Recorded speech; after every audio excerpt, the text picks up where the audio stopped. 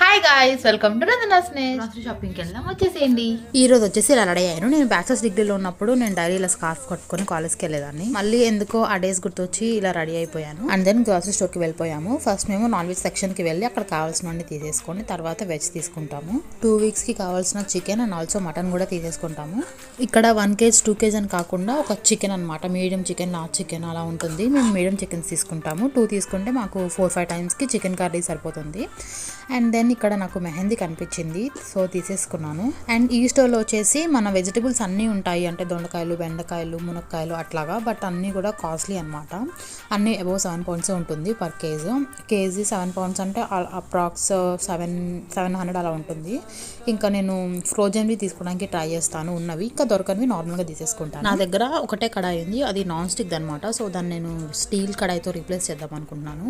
ఇంకా ఇక్కడ చూస్తున్నాను అనమాట ఏది బెటర్ అని చెప్పి.